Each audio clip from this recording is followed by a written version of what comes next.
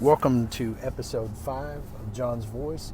We're going to get into it today, and what I'm going to be discussing about today, we're going to attempt to answer the question that was posed by Pontius Pilate. What is truth? I didn't realize this week until I started thinking about what I was going to talk about today, and I was confronted by how difficult this question is. So I started to look at what is truth? How do you get at it?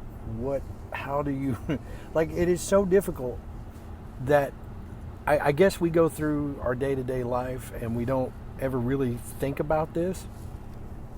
But when you try to sit down and you try to define what is a lie, what is truth, inevitably when you look up the definitions of these, you'll find all sorts of kind of objective terms that are there.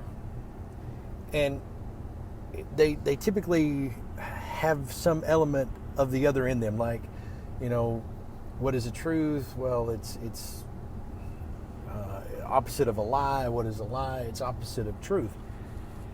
And I didn't realize until I started to put together this show of how difficult this term really is to define. So I figured we would start by looking at least a lie. And we all share in our experience this. We know what it feels like to be lied to.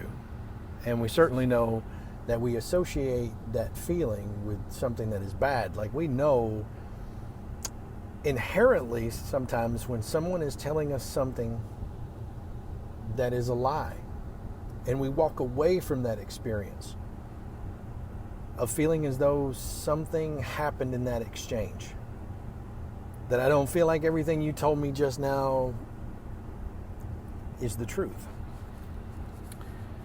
And so I started to look through it, at least the psychology of it. And we're taught at a young age, we're taught that lying is bad and that you must never tell a lie.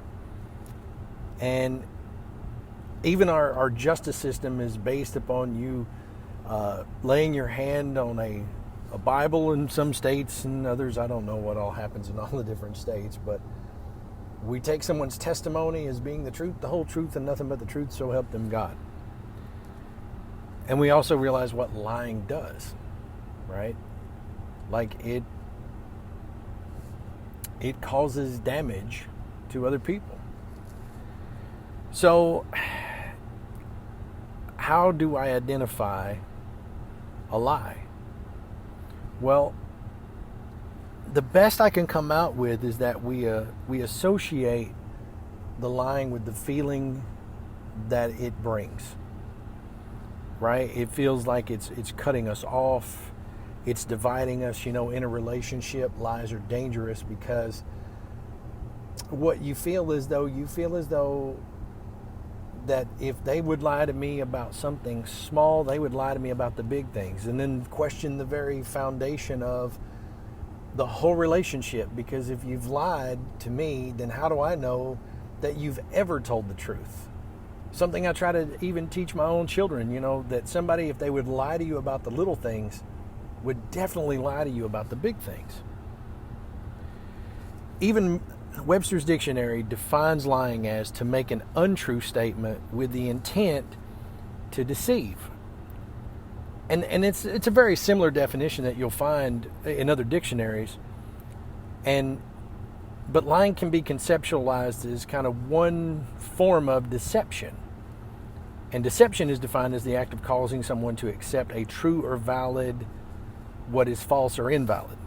So lying is always a form of deception, but not all deception is considered to be a lie. And that seems like it's a straightforward kind of thing, but you even have to consider that definition.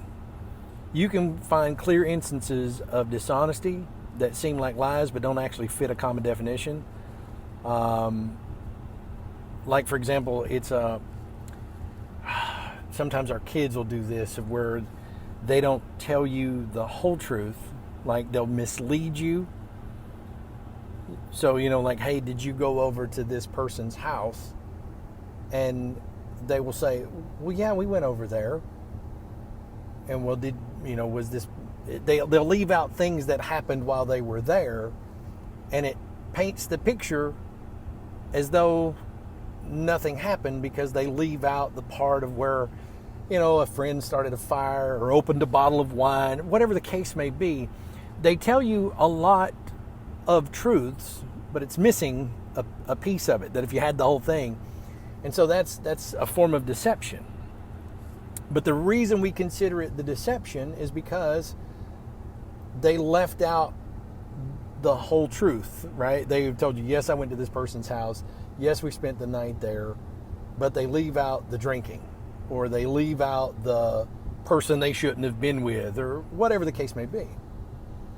And so, but lying is not as easy to define as it is conceptually. We know what lying is. Like, all of us have this experience. Very few people wander through life not knowing what a lie is. They know a lie. They know how it feels. They recognize it when it comes out of someone's mouth. But it is so imprecise when we try to define it. And I challenge you, try this for yourself sometime. Try it for yourself to get at a definition of lying that doesn't immediately invoke the opposite of it, which is, well, it's simple. It's something that's not true. Because then you will find yourself asking the question that Pilate answered, what is truth? And I just found that fascinating. I found that to be extremely fascinating. For something that I had walked through everyday life of thinking I know exactly what a lie is, there's a lot of different versions. There's different types of lies. In fact, I found out in the different types of lies, there are like multiple different types of lies.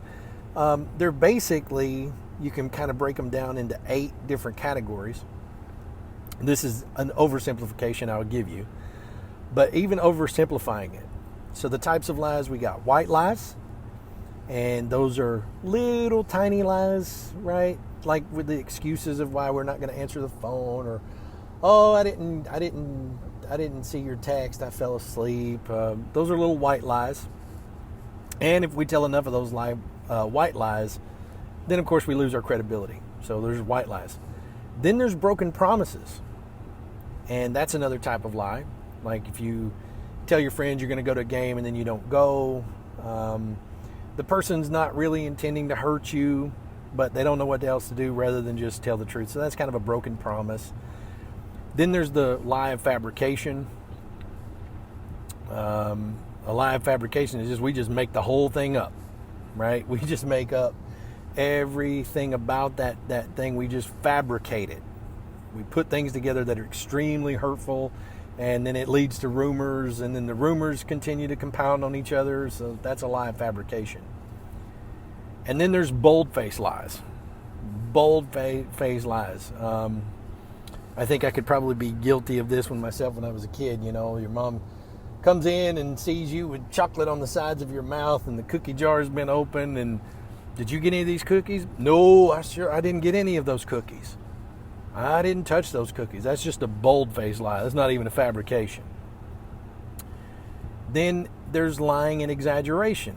You know, I guess the common one you would refer to with this one, you know, is someone that fishing comes to mind. You know, oh, the fish was huge and it wasn't a big fish. It's just an exaggeration, right? I'm not really good at anything, so I lie about stupid things so I sound like there's more to me. You know, they exaggerate about themselves. You know, I remember going to school with kids that they didn't really have exciting vacations, so maybe they went camping and they did all the things that you would normally do camping. It's just where they said they went, you know, versus it's an exaggeration. And then there's the lies of deception, and that's kind of a big one, to deceive someone. And deception is the one that is powerful and it's hurtful. To knowingly know the facts and just create a whole separate set of circumstances to purposely deceive someone.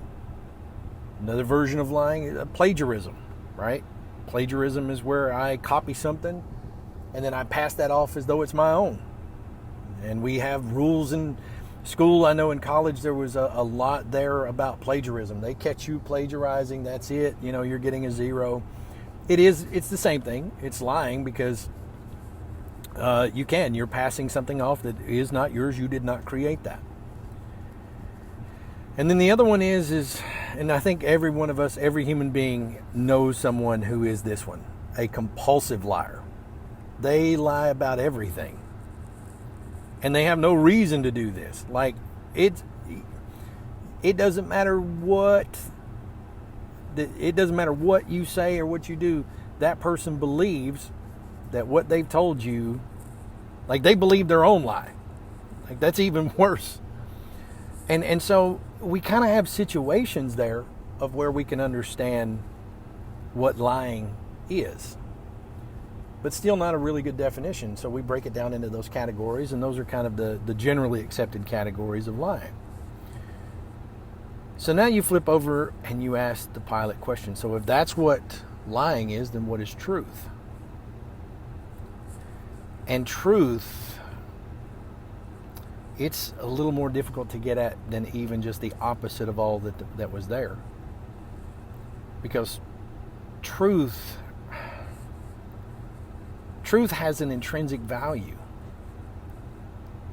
Like, it has a value in and of itself that is almost standalone. And it can be uttered,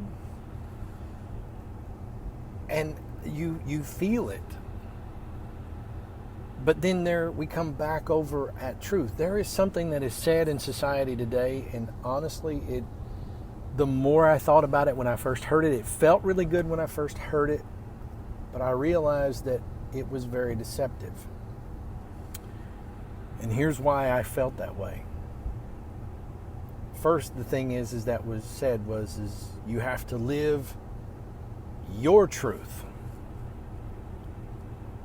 And I'm like, what does this mean? Your truth. Because that one seemed like it felt good at first when I heard it. Your truth. Live your truth. But I still felt though as there was something being hidden here that I couldn't quite put my finger on it. What does it mean to live your truth? What does it even mean? What is your truth? As we've already been discussing, it's difficult to find what a lie is. It's difficult to find what truth is. And now I go one step even further and say, well, it's my truth. There is a problem inherent in the statement of living your truth. And the problem that I find with it is it just does not represent this other word that I'll bring up now, a fact. Now you'll also find out that I was amazed that fact and truth, they're not the same thing. They can lead to one another, sure, but they're not the same thing. So, and I think the best way I've looked at it to kind of help me with this one is I look at something that doesn't lie. And that's math. Math does not lie. 2 + 2 is 4. That is a fact. There is no way around that one. It is a fact. And it doesn't care what you think about it. It doesn't care what your truth is. It is so standalone that it is observable. So a facts, on the other hand, unlike truth, fact is very easy to define. Because facts are observable. A fact is, it just cannot logically be disputed or rejected. Like if I say fire is hot, or if I say 2 + 2 is 4, or I say, it is nighttime outside. Well, somebody would say, well, but it's nighttime on this side of the world, and that's your truth. But on the other side of the world, no, we're not talking about the obverse of a thing. If it is a fact, it's observable. If I say it's day where I'm at and you walk outside, you observe it's day. It doesn't care if you want to call it night. It's just a fact. It doesn't care what you feel about it. So you can find that a fact can be true, but they're still not the same things. How to really put this into words. Facts are concrete reality. Okay? They're not going to change. Another word that'll sometimes get used with them, especially in science, and I also find this amazing for the people who are like, well, you just don't accept science. Science will tell you it doesn't prove anything to be true. That's not its job. And we've led ourselves to believe a lot of things in our society today that because science points to this thing, then it must be true because, and what it'll say something like, 90% of scientists agree, or 75%, 4 out of 5 dentists recommend. And so what we've done there is we've kind of used a percentage approach of going, well, if everyone all agrees on this, then it must be true, right? But science never proves anything to be true. It's just not wrong for now. Science can definitely prove something to be wrong. What science cannot do is prove something to be true. And in fact, I'll use that word, what propels science is a constant understanding of what if I set aside all of the assumptions and treat it as though this is wrong, then I create a hypothesis, I run a new test, and see if I get a result. If that result, if it is similar to other tests that have been run, then whatever it is I'm believing in, or whatever it is that my hypothesis is, then it's not wrong for now. I'll use a prime example of this. We can go back, and even today, to be fair, we can go back in society, we can go back in the history of humankind. It was once considered that the earth was flat. And it very well seemed that it was observable. And I would also say that I can stand outside today and look at it and understand what led them to think this. It seems as though that's an observable fact. I might even tell you that even from where you stand at, it might be a fact that it appears flat. But in reality, in truth, it's round.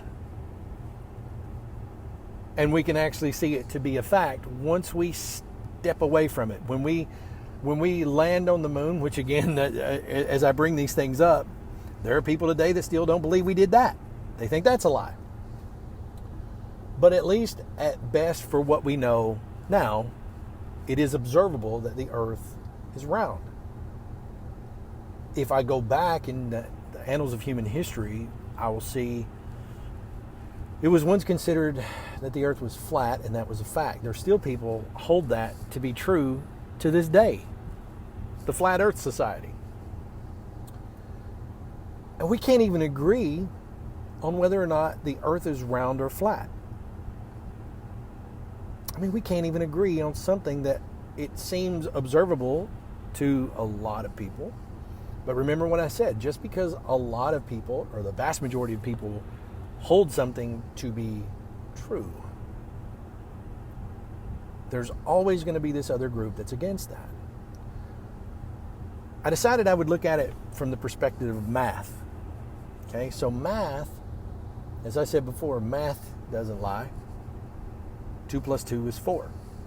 That's observable, that's measurable. Doesn't matter what our opinion is on that.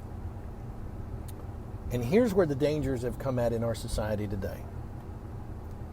The dangers in our society is that we don't consider anything to be truth. We have divided ourselves into just our own version of the truth. Our truths. And I didn't realize how dangerous it was until I started to look at it from a mathematical perspective. So 1 plus 1 equals 2.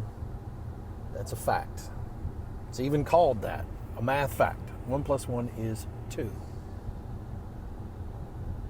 But if I reverse it, right? If I use the simple principle of math and I reverse it and say 2 equals 1 plus 1,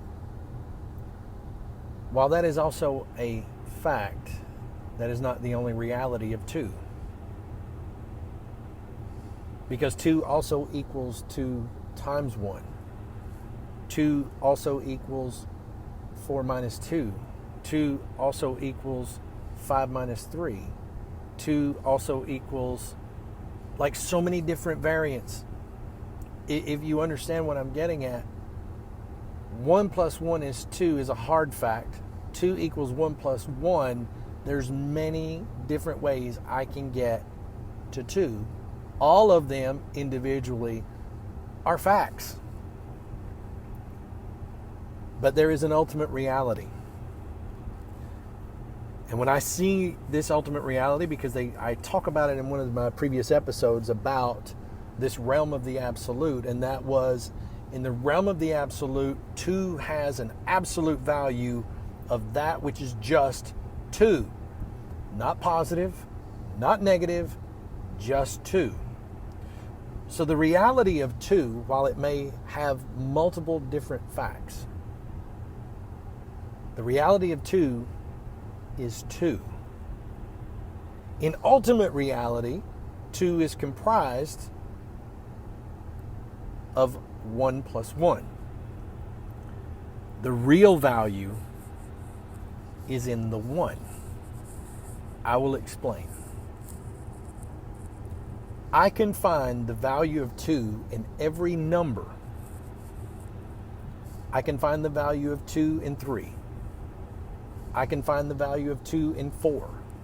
I can find the value of 2 in any infinite number except for 1.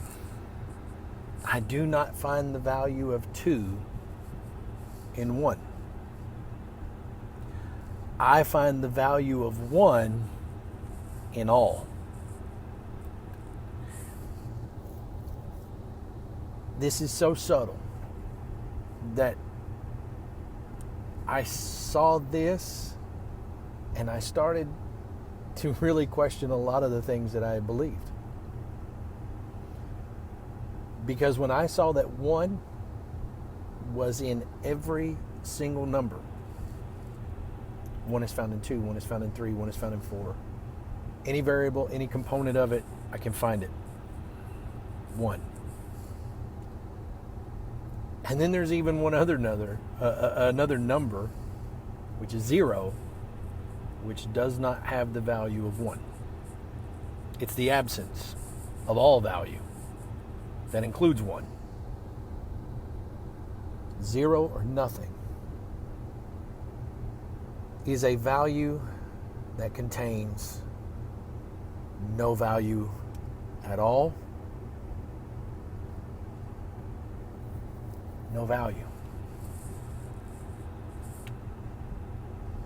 So there I came back to truth. When I saw that truth and fact can be two different things, and I realized that there could be no such thing as just your truth. You see, what I have found is this. Just as what has propelled human society to be where it's at today has become, through a series of understandings through at least our sciences, that they would set aside all assumptions and assume, what if everything I thought about this thing is actually false? What if the opposite of this is true? And they run the test again. The greatest of our human discoveries have been through a willingness to not be right to not say that this way is the only way. That's where human discovery has found the greatest discoveries that we've had. It was commonly accepted that man could not fly. It was once commonly a held belief. In fact, we can even find just in the recent human history that if I would have said something in Salem, like I'm going to fly from New York to California, they would have burnt me at the stake for being a witch, because you can't do that. But yet two brothers decided to challenge the fabric of what was commonly held to be true, that man could not fly, and they asked the opposite question: what if we could? What if we constructed some sort of way that this was possible? And I come to understand from that now, more than ever, I understand more of what Jesus was communicating. He did not say, "I tell the truth." He said he was the truth. Now, what does that mean? That is what Pilate asked. What is truth? When he walked away from the experience, he declared he could find no fault in this man. And I may never have the mind of Jesus, but I can tell you I've understood the mind of Pilate. I could find no fault in this man. He didn't say he was telling the truth. He said he is the truth. How bold of a statement that is for a man to make. Because everything now that he says, you find one fault. You find one error in what he says. He is not the truth. He lies. But as I keep digging through what he said, I can find no fault. Now, don't make any mistake about this. I cannot like what is said. I cannot like 1 + 1 = 2. I cannot like it. I can say, you're not letting me live my truth, because in my truth, 1 + 1 is 3. And I feel that that's more right than 1 + 1 is 2. Not liking it, being opposed to it, does not make it any less true. If you told me, well, in my truth, 2 is actually 3. 2 is the number 3, and I want to be referred to as 3. Okay? I'm immediately confronted with the problem of things don't add up anymore. 2 + 1 = 3, but no, wait a minute. It would have to be 4, because 2 now wants me to say that it's 3. So then when I put that together, I get an outcome that it's just not a fact anymore. So I can do one of two things. I can either choose that when I'm around you, I only use your truth, but now I have to change my truth, which I don't consider it to be my truth. I consider it to be the truth, and I have to change that in order to get our values to coexist. But what you really mean when you're telling me to coexist is that I have to change the value of that which is true and adopt the value that you want to give it. And then the question is where does that stop? If 2 is now 3, and 3 is now 4, and 1 is now 2, then the only thing that matters is nothing. Because that's the only one value that won't change. All the other values are now whatever we want to call them. They're no longer facts. They all now are just feelings. But in the simplest forms, facts don't care about your feeling. 1 + 1 = 2, and it doesn't matter how you feel about that. I can go to any part of the earth right now. I can go to the moon and pull it out, take it out, measure, 1 plus 1 is 2. It still holds to be true. And so that question alone of what is truth,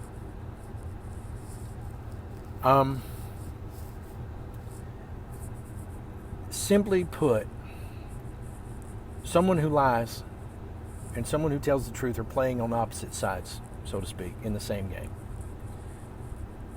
They each respond to the facts as they understand them. And although the response of one is guided by the authority of truth, and the other one kind of defies that authority and refuses to meet that demand, they're not rejecting the authority of the truth as the liar does. The liar rejects the authority of the truth.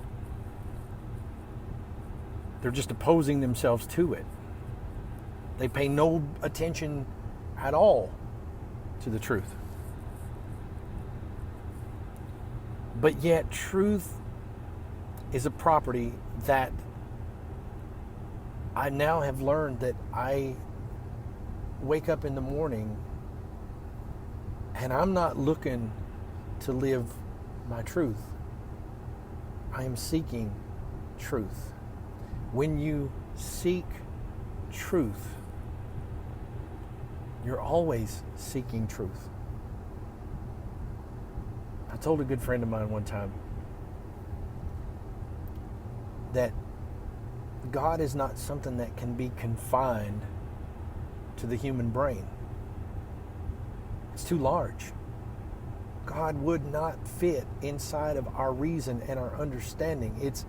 God is outside of our reason and our understanding. So my quest to live life is a quest for truth.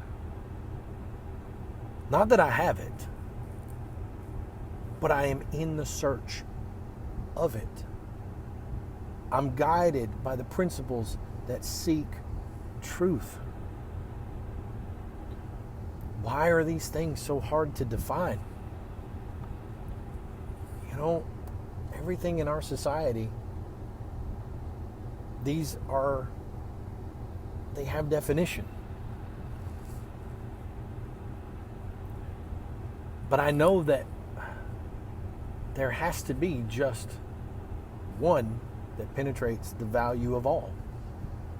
And why is that? Because of how easily we're divided.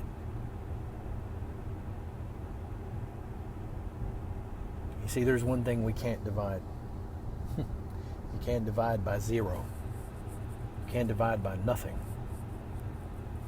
So when I experience division, I experience the division because of one.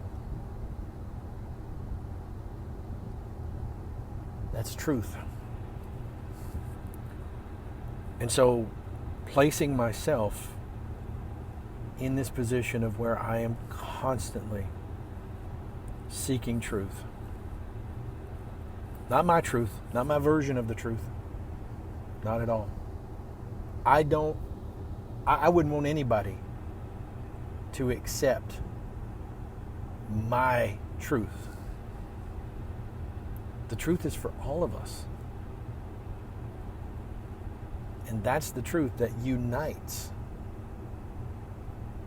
It brings us together because I'm in search of truth. You're in search of truth. It won't appeal to us the same. If my reasons for believing were your reasons for believing, then is yours real? Is your belief real? If yours is nothing more than an adaptation of mine? I mean, I get the society now that says you got to fake it till you make it. I get that. But even if I take the long way, as I have in life, eventually it led me in search of the truth.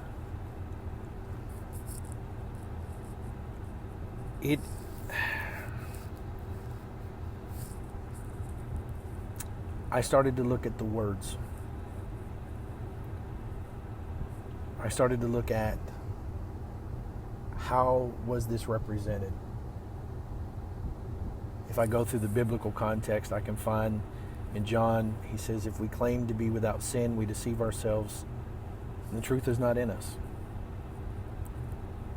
He says, dear children, let us not love with words or speech, but with actions and in truth. We are from God, and whoever knows God listens to us, but whoever is not from God does not listen to us. This is how we recognize the spirit of truth and the spirit of falsehood. We go back to the book of Kings.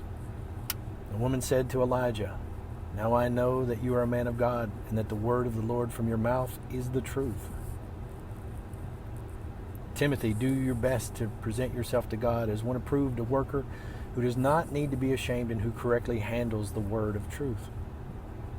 In Ephesians, stand firm then with the belt of truth buckled around your waist, with the breastplate of righteousness in place. The very fundamental teaching in the Ten Commandments, you shall not give false witness against your neighbor. James, he chose to give us birth through the word of truth, that we might be a kind of first fruits of all he created. The big one from John. The word became flesh, made his dwelling among us. We have seen his glory, the glory of the one and only Son, who came from the Father, full of grace and truth. God is spirit, and his worshipers must worship in the spirit and in truth. Jesus answered, I am the way and the truth and the life. No one comes to the Father except through me. Also in John, but when he, the Spirit of truth, comes, he will guide you into all the truth. He will not speak on his own. He will speak only what he hears. He will tell you what is yet to come. Sanctify them by the truth. Your word is truth. Guide me in your truth and teach me, for you are God, my Savior, and my hope is in you all day long. I mean, I can go on and on and on of simply knowing the truth.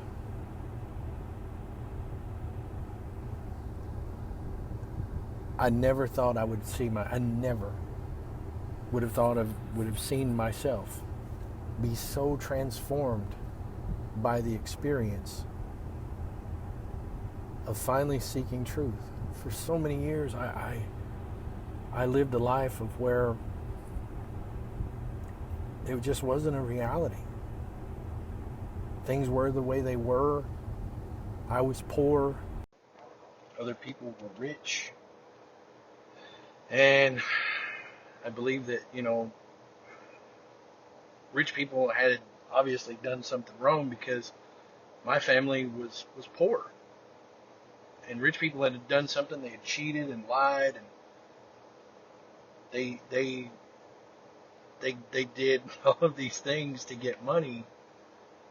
And my family, we didn't do anything wrong. I hear a lot of this in society, is that thinking it was somebody or something or some system that did this to us.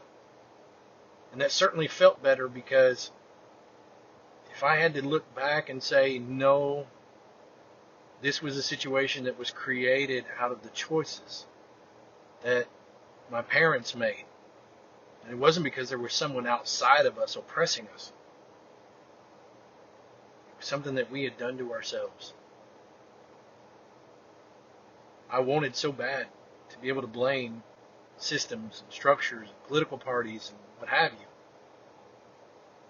But it wasn't until I set aside all of those assumptions and said, what if I took ownership of this? What if I sought to do something better, something different? Society didn't owe me anything. Nothing. The same structures that were in place when I was a kid are the same structures that are in place today. And yet somehow, some way,